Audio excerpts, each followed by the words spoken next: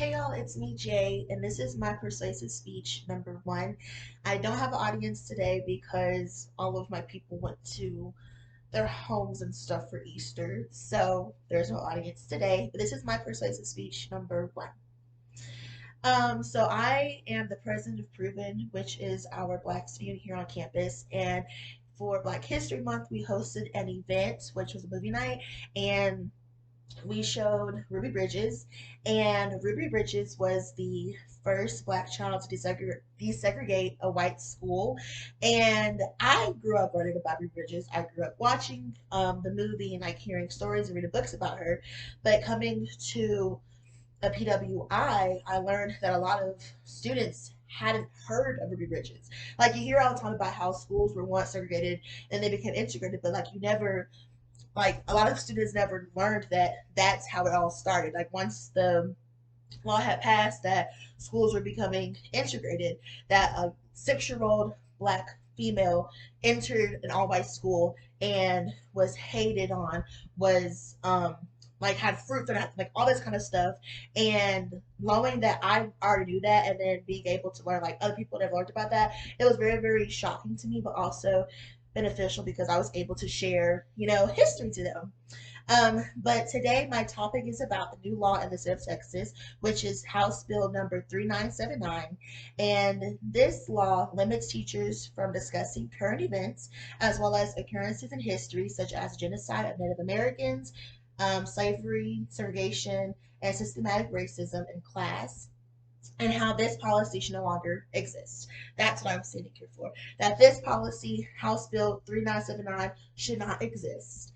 I'm credible due to the fact of seeing how having knowledge versus not having knowledge, how that can make you unknowledgeable, naive, blindsided, and biased, of course.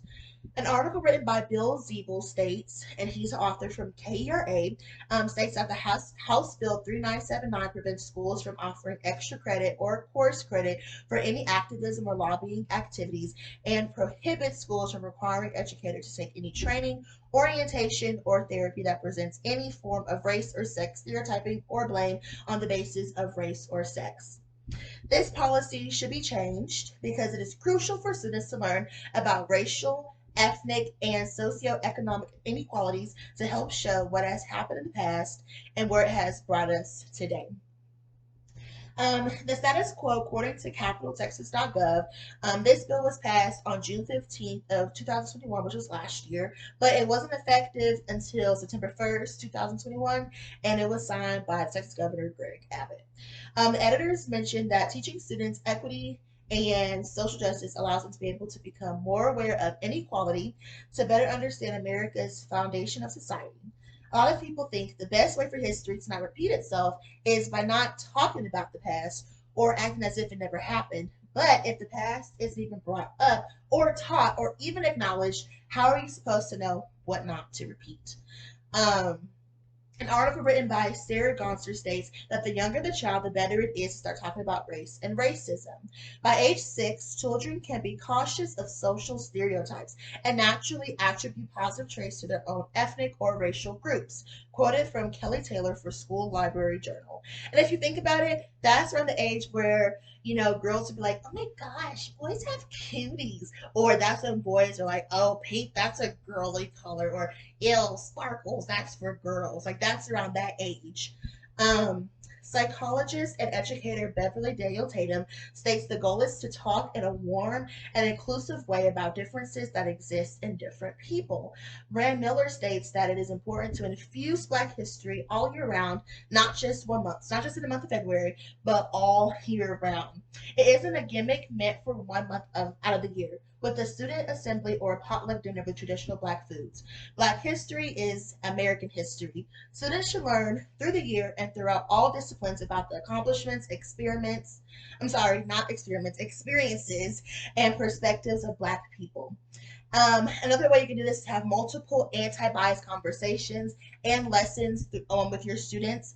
And it's not, excuse me, and it's about being open, like not being one-sided or just like, well, I see it from this side, so I'm gonna teach it from this side. Like being open, open with your students, have your students ask you questions and be able to see it from their point of view and just teaching it truthfully, and not just discussing it once, like, oh, I'm going to talk about it just this one time, like, okay, that's done. Like, no, talk about it multiple times, like just constantly repeating it, Um, the future will be better. This is my visualization, by the way. The future will be better because newer generations will know the truth, impact society in positive, beneficial ways, and create powerful role models for those to come. If we don't implement removing this policy, we will never know what happened back then. We will continue to be naive, unaware of the past, and learn how mistreated minorities were and are still being treated to this day. We'll become more evil, rude, selfish, biased, and eventually bigots. My call to action is this policy should be changed because it is crucial for students to learn about racial, ethnic, and socioeconomic inequalities to help show what has happened in the past and where it has brought us today. We need to become more exclusive and less biased. We should contact the Board of Education as well as Governor Greg Abbott, since he was the one who obviously signed the House, this House bill.